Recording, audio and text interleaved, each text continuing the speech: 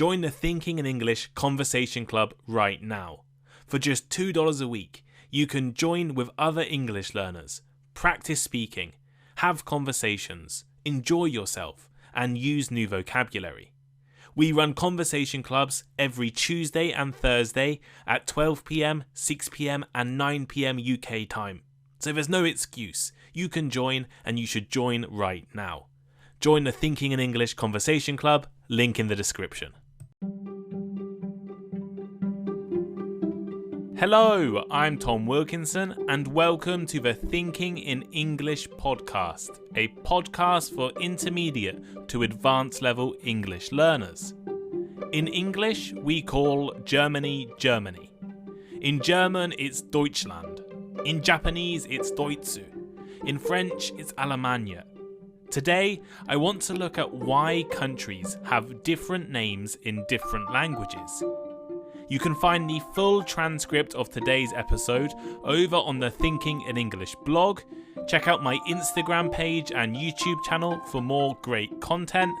Join my conversation clubs and Patreon to improve your English. And here is today's vocabulary list. To name. To name. To give someone or something a name.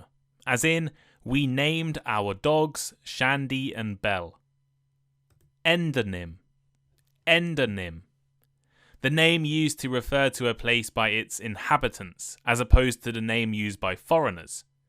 For example, in the 1920s, Reza Shah requested that the West call his country by its endonym, Iran, rather than Persia. Exonym. Exonym. A name used by outsiders for a place. For example, Japan is an exonym. In Japan, they call their country Nihon or Nippon. Linguistic. Linguistic. Connected with the language or the study of language. As in, I'm particularly interested in the linguistic development of young children. Variation. Variation. Something that is slightly different from the usual form or arrangement.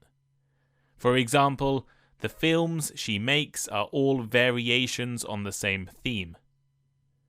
To derive. To derive. To get something from something else.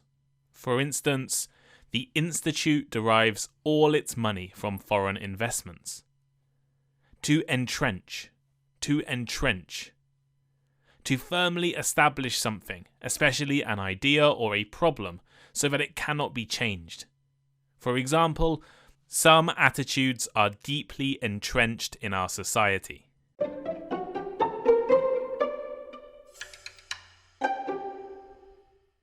Have you ever thought about your country's name?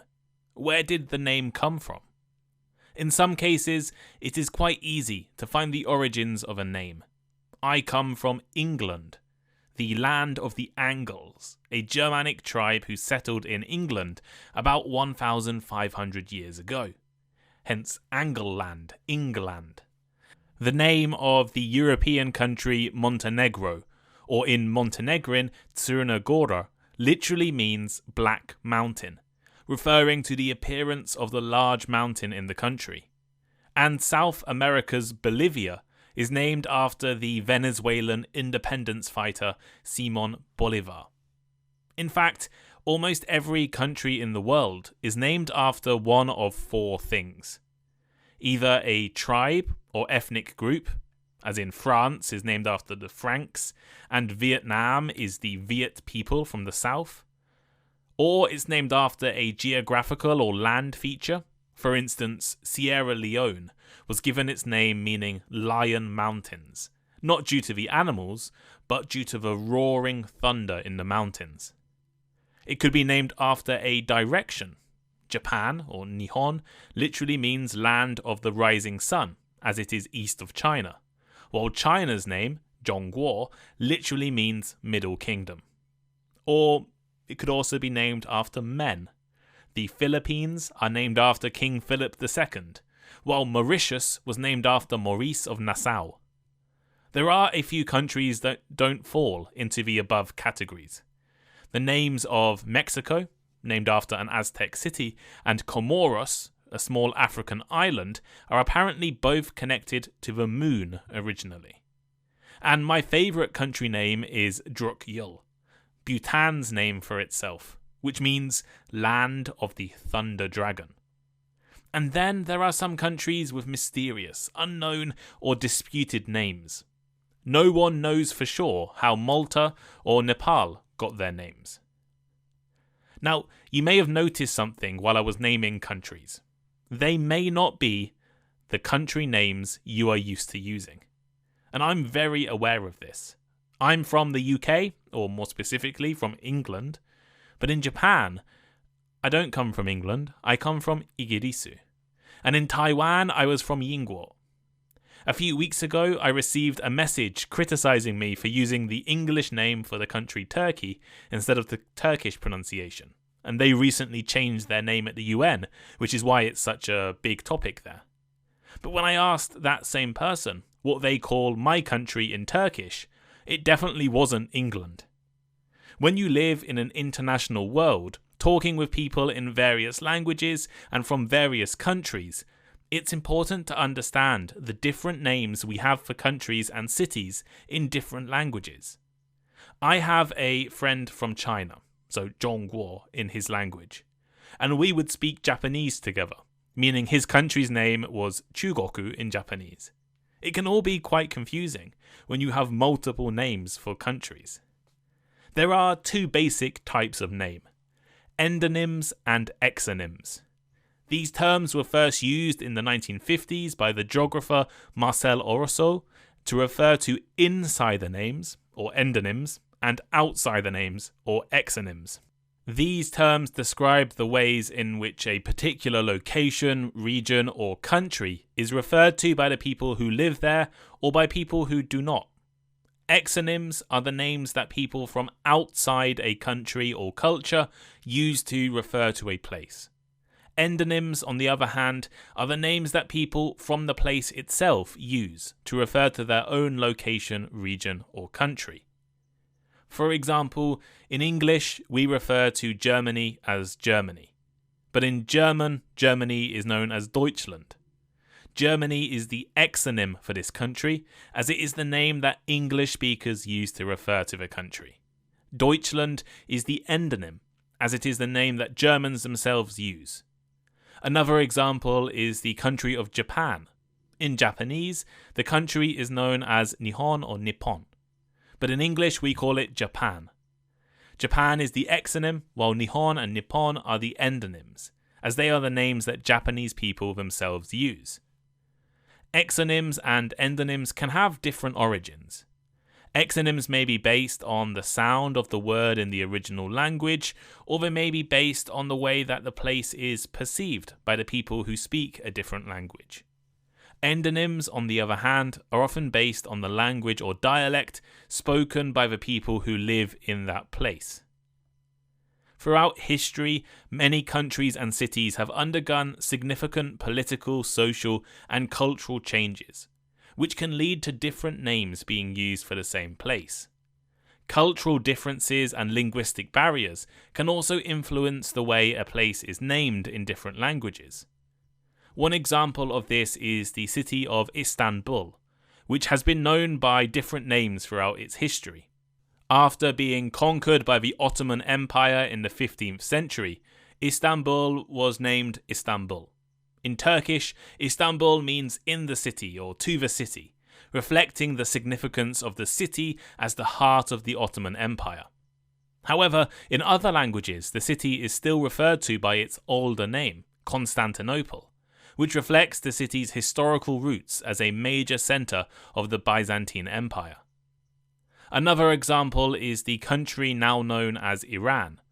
Prior to 1935, Iran was known as Persia, which reflected the historical influence of the Persian Empire. However, in 1935, the Iranian government requested that the international community use the name Iran, which is derived from the Persian word for the land of the Aryans.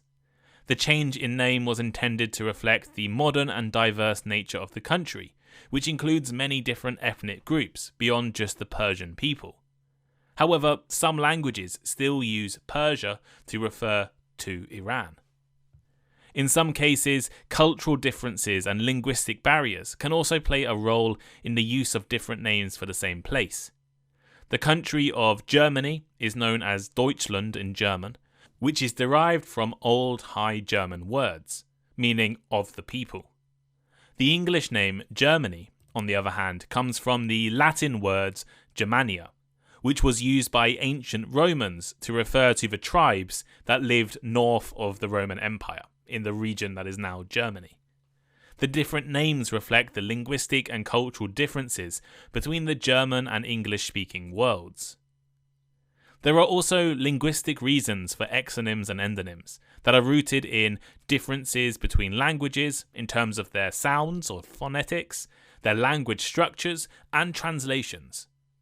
Different languages have different ways of pronouncing sounds, which can lead to variations in how names are pronounced and written.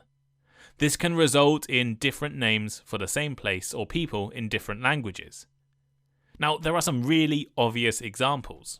The capital of France is Paris, but in English we say Paris. Why this difference? Well, in French they tend not to pronounce the S at the end of words, while in English we do. So naturally, English people, when they see the word Paris, they read Paris. Another example is the city of Florence in Italy. The city is known as Firenze in Italian, which reflects the Italian language's pronunciation and structure. But the name Florence is an exonym that has been derived from the French name Florence, which was introduced by French-speaking merchants in the Middle Ages. The English name Florence has been adopted from the French exonym. Translations can also play a role in the use of different names for the same place or people. For example, the city of Vienna in Austria is known as Wien in Germany, but in French it's Vienne and in Chinese it's Vienna, which names reflecting the linguistic differences in these languages. People in the past didn't just stay in their villages for their entire lives. There were great movements of people through trade, religious pilgrimages, fleeing hard times, and more.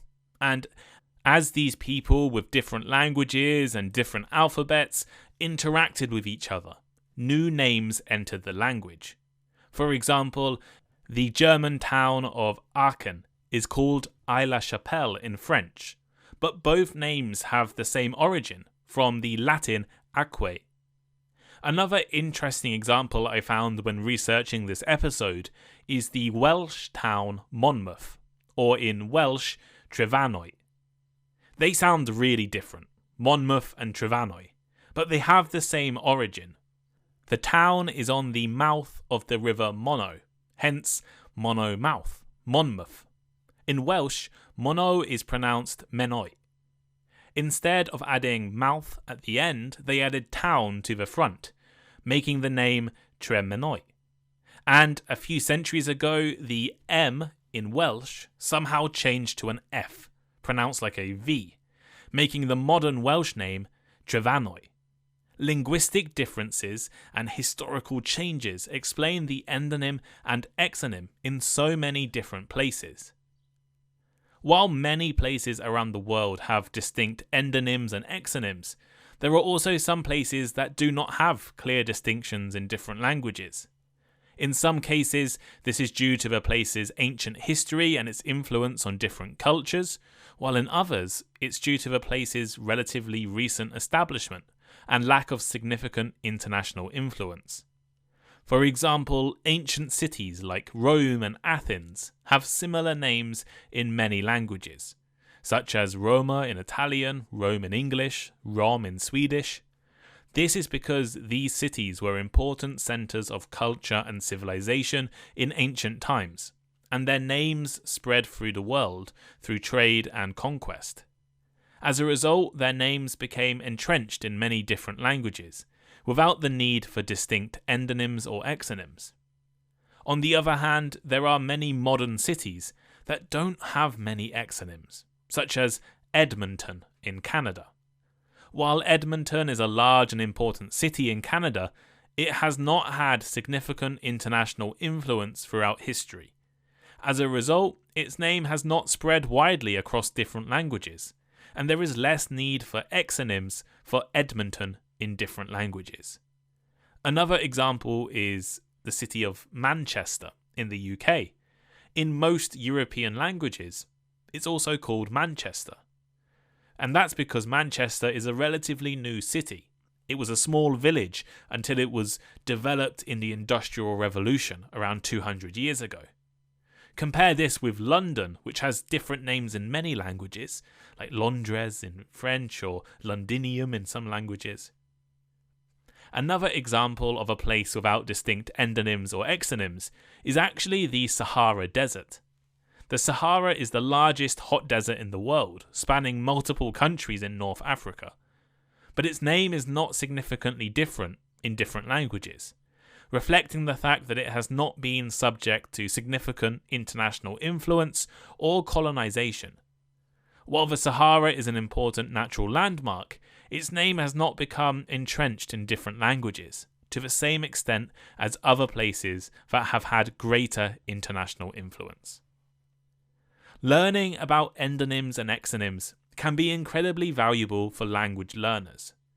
It can help you guys understand the cultural and historical context behind place names and people's names, providing insights into a region's history and traditions.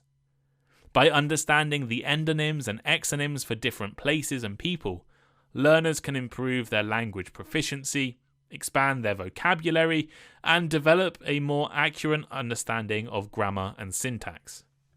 In addition, understanding endonyms and exonyms can help you develop cultural competence. By showing respect for culture and history of people who live in a particular region, you can communicate more effectively and appropriately in cross-cultural contexts. This can be particularly important when traveling or working in different parts of the world. Finally, learning about endonyms and exonyms can help you avoid misunderstandings and miscommunications. By using the correct names for different places and people in different languages, you can ensure that you are understood by native speakers and that you avoid confusion. This can be particularly important when you're traveling or working in a foreign country, when accurate communication is essential. Overall, understanding endonyms and exonyms can help you develop a deeper appreciation and understanding of the language you are learning, English in this case, while also improving your ability to communicate effectively in different cultural contexts.